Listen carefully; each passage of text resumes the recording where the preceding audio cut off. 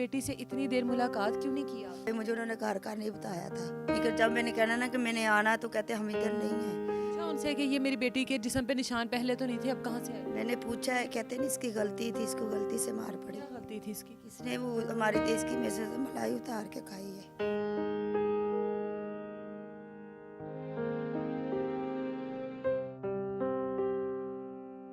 खाना नहीं देते थे आपको?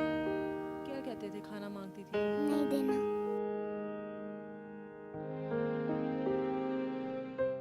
किस तरह से मारते रहे हैं आपको? किस नंगा करके, बेल्टों से, तारों से, वेपड़ों से लोए।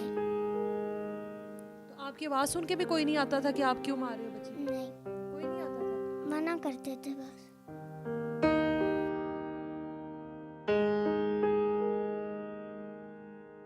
इस टाइम मेरे साथ 8 साल की बच्ची मौजूद है जो किसी के घर में घरेलू मुलाजमा थी।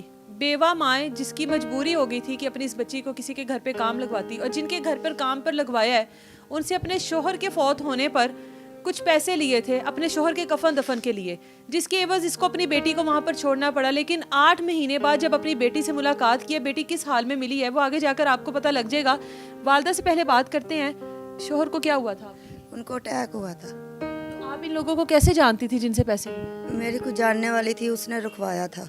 मैंने उससे बोला था। कितने पैसे लिए थे? मैंने 40,000 लिया था। बच्ची का मुतालबा उन्होंने खुद किया था कि पैसों की जगह बच्ची को छोड़ दो हमारे पास? नहीं, मेरी खाला लेकर गई थी। मेरी खाला को उन्होंने बोला था, ठीक है। लेकिन मुझे नहीं बोला था उन्होंने, तो मैंने रुकवा दी थी। कहते बच्ची को संभालना है, तो मैंने 40,000, क्योंकि मेरा मियाँ फौत हो गया तो मैंने फिर वो सारा कराना था, तो मेरे पास पैसे नहीं थे।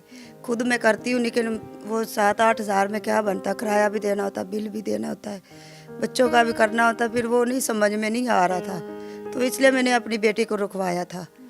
तो कफन वगैरह का भी सारा अरेंज करना था, फिर मेरे सर पे कोई नहीं था। बेटी को जब रखवा दिया, बेटी से इतनी देर मुलाकात क्यों नहीं की आपने? बेटी से मैं मुलाकात मेरी नहीं हो पाई, मुझे उन्होंने घर का नहीं बताया था। अच्छा, तो जिस खाला ने रखवाया था उससे नहीं कहा कि बेटी से मिलवाओ? मैंने उससे भी बोला था, वो कहती मैं नहीं आ सकती, मैं इधर हूँ ही नहीं, मेरे से नहीं आया जाता।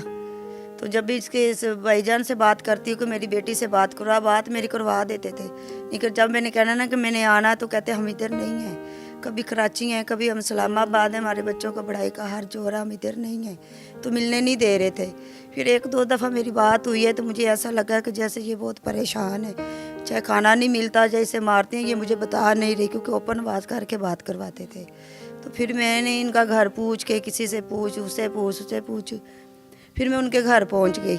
तो फिर आगे से मैं जब गई हूँ, 1 घंटे बाद ऊपर से इन्होंने अरीबा को नीचे भेजा। फिर वो अपने मुलाजम से झगड़ा करने लग पड़ा, तुमने दरवाज़ा क्यों खोला है, इसको अंदर क्यों आने दिया है। मैंने कहा, ये मुझे कहते हैं कि तुम ज़बरदस्ती अंदर आई। मैं कहा मैं ज़बरदस्ती नहीं अंदर आई, तुम लोगों के मुलाजम ने दरवाज़ा खोला है तो मैं अंदर आई हूँ। मेरी बेटी थी इधर, 8 महीने से पहले नहीं मुझे मिलने दे रहे हो। 1 घंटे बाद ये ऊपर से आई है नीचे, तो आगे से मैंने देखा तो इसकी ये सूरत हाल है। पूछा उनसे कि ये मेरी बेटी के जिस्म पे निशान पहले तो नहीं थे, अब कहाँ से आए? मैंने पूछा है, कहते नहीं इसकी गलती थी, इसको गलती से मार पड़ी। क्या गलती थी इसकी? इसने वो हमारी देश की में से मलाई उतार के खाई है, बस उसकी इतनी बड़ी सजा दी गई है, इसकी वजह से उसकी इतनी मार पड़ी है। अरीबा नाम है इसका। अरीबा, क्यों मारा है आपको इतना उन्होंने?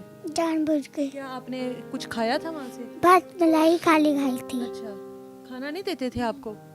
क्या कहते थे खाना मांगती थी तो? नहीं देना। नहीं देना। एक टाइम पर देते थे कि वो भी नहीं देते थे? 1 टाइम बस देते। एक टाइम देते थे। तो ये आपको किसने मारा इतना ज्यादा?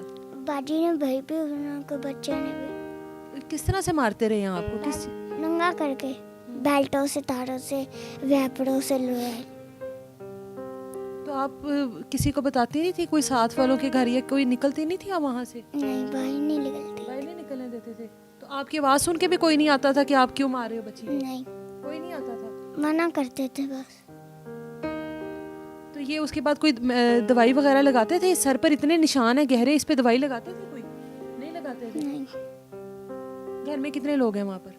4 लड़के, 1 लड़की है, 1 दोनों मियाँ बीवी है। मियाँ बीवी हैं। सारे मारते थे आपको? कोई बचाने वाला नहीं था उनके अंदर? नहीं।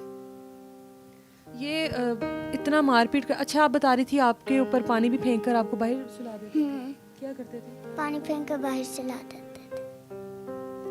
ये इतना जुल्म बर्दाश्त करती रही है ये बच्ची, अब वो क्या जवाब देते हैं इसका? उनके पास कोई जवाब ही नहीं है। वो गलती कहते हमारे से गलती हुई है, बाजी सानू माफ़ कर दियो। मैं कि मैं उनकी माफ़ करा, मेरी बच्ची ने जो जख्म दिते ने वापस आ सकते ने। तो जी रिपोर्ट लिखवाई, कल एफर करा के आई हैं थाने च। की थाने का नाम है रिबा, गुज्जरपुरे में।